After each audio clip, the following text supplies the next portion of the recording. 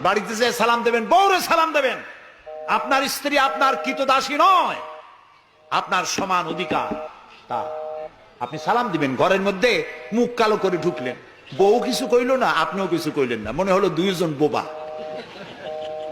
আপনি ঘরের মধ্যে প্রবেশ করতেছেন, আসসালামু আলাইকুম রাহমাতুল্লাহ, গৃহবাসীরা তোমাদের উপর আল্লাহর রহমত নাজিল হোক, সুবহানাল্লাহ বলবেন না? আজকেই এই আমল করবেন, বাড়ি যাইয়ে বউরে সালাম দেবেন। তবে যারাদের কোনোদিন দেওয়ার অভ্যাস নাই তাদের একটা সমস্যা হইতে পারে। হঠাৎ করে সালাম দিলে বউ মনে করবে কপালে দুঃখ আছে বুঝে আছে, একটু বুঝাই বলে নেবেন। তবে আজকের থেকে সালাম শুরু হবে, ঠিক আছে না ভাই?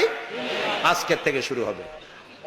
বাচ্চাকে বাড়ি থেকে বিদায় করছেন, স্কুলে যাচ্ছে, মা বাবা শিখায় বাই বাই, টাটা, যাই যাই, খাই খাই। এটা কথা হইলো? বাচ্চা বিদায় হচ্ছে, বাচ্চার মাথায় হাত দিয়া বলেন ফি আমানিল্লাহ, তোমারে আমি আল্লাহর আমানতে ছেড়ে দিলাম, সুবহানাল্লাহ। কিসের বাই বাই টাই টাই?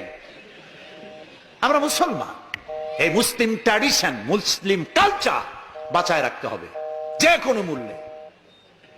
ছেলেদের নাম রাখতে গিয়ে মন্টু, বল্টু, সেন্টু, ডবলু, আকাশ খাতুন, বাতাস বেগম, একটা নাম হইল? আচ্ছা ভাই, আপনি লক্ষ্য করেন তো, পৃথিবীতে কোন ইতিহাস সৃষ্টিকারী মানুষ বল্টু আর মন্টু জাতীয় নাম আছে? পৃথিবীর কোন আলেম, হজরত মাওলানা বল্টু সাহেব এখন ওয়াজ করবেন? এই যে মাজার দেখতে পান, ইনি হচ্ছেন হজরত পীরে বুজুর্গ খানানে খানান সিরাজুস সালিকিন মিসবাহুল আরিফিন হজরত মাওলানা সেন্টু রহমতুল্লাহ আলাইহির মাজার আছে? এরকম নাই। আপনি নাম যত খারাপ রাখবেন, আপনার সন্তান গুন্ডা হবে, বদমাশ হবে, চাঁদাবাজ হবে, জিনাকার হবে। নাম রাখবেন মুসলমানি নাম, ভালো ভালো নাম, আরবি নাম।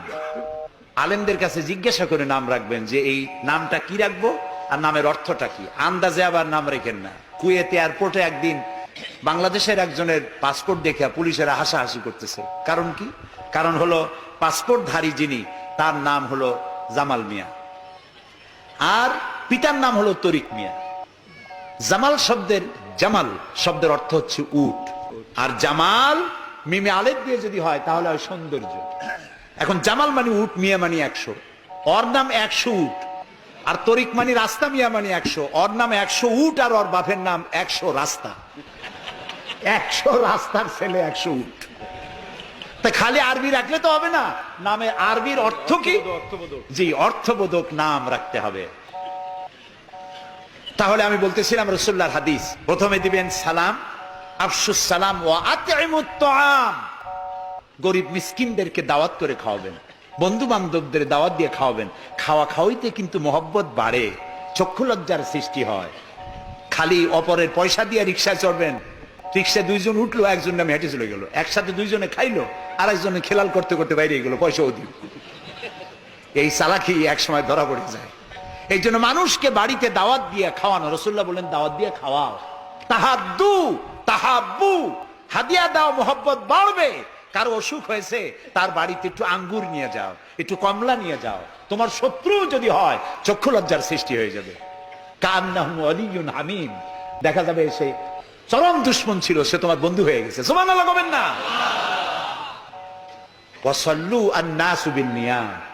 আর 3 নম্বরে, মানুষ যখন ঘুমায় থাকে তখন তুমি নামাজ পড়িও। কোন সময় কোন তো? ও, তাও তো আপনারা জানেন, মধ্যরাতের পরে যখন মানুষেরা ঘুমায় থাকে তখন তুমি নামাজ পড়িও। এ রাত্রে কেন? কারণ মানুষের কাছে সব থেকে বড় ভালোবাসার সত্তাকে বলেন আল্লাহ, তারপরে আল্লাহ রাসূল। এখন যাকে ভালোবাসি তার সাথে তো প্রেম করতে হবে। প্রেম কি নোটিশ দেওয়া হয়? SMS করে আজকাল হয়। কিন্তু ভালোবাসা বিজ্ঞাপন দিয়ে হয় না, মাইকিং করে হয় না। ভালোবাসা হয় কিসে কন্ত? প্রেম কিসে হয়? লজ্জা করে বলতে, করছেন তো এক সময়। গভীরে, রাতে, অন্ধকারে, একাকিত্বে ভালোবাসা হয়। তো মানুষের সবচাইতে প্রিয় হচ্ছেন আল্লাহ তাআলা, প্রিয়তম। এর থেকে প্রিয় আর মুসলমানদের জন্য কেউ হইতে পারে না। দিনের কোলাহল পূর্ণ অবস্থার ভেতর দিয়ে তুমি তার সঙ্গে আবেগময় কণ্ঠে কথা বলতে পারবা না, এটা আল্লাহ তাআলা জানেন। তাই আল্লাহ তাআলা বলেছেন ওয়াজআলনান নাহারা মাশা, দিন বানাইছি রোজগার করার জন্য, কাজ করো, বসে থাকবা না। ফাইজা কুদিয়াতিস সালাত ফান্তাশিরু ফিল আরদ, নামাজ পড়া হয়ে গেছে, মসজিদে বসে থাকতে পারবা না। অভিশাপ, জোহরের নামাজে রক্ত হয়েছে, অফিস বন্ধ করে নামাজ পড়ো, জোহর পড়ো, সুন্নত পড়ো। নফল পড়তে পারবা না জোহরের সময়, তসবিহ পড়তে পারবা না, কারণ এই তসবিহ পড়ে নফল পড়ে সময় নষ্ট করে পূর্ণ বেতন নিলে বেতন হালাল হবে না। মেডিকেল নিয়ে সুস্থ মানুষ সেল্লা দিতে যাবা, পয়সা হারাম, নেক পয়সা হবে না, হালাল পয়সা কামাই দিতে হবে। সেল্লার নাম বললাম বলে তাবলিগী ভাইরা অসন্তুষ্ট হবেন না, একটা দৃষ্টান্ত দিলাম। আমি তাবলিগী ভাইদেরকে শ্রদ্ধা করি, সম্মান করি, তারাও দ্বীনের কাজ করছে। সুতরাং মসজিদের ভেতরে আপনি নামাজ পড়ে আল্লাহ তাআলা বলছেন কি শোনেন, ফরজ, ফাইজা কুদিয়াতিস সালাত ফান্তাশিরু ফিল আরদ, নামাজ পড়া হয়ে গেছে, বেরিয়ে যাও। কোথায় যাও? দুনিয়ায় যাও, হাটে যাও, বাজারে যাও, কলে যাও, কারখানায় যাও, আদালতে যাও।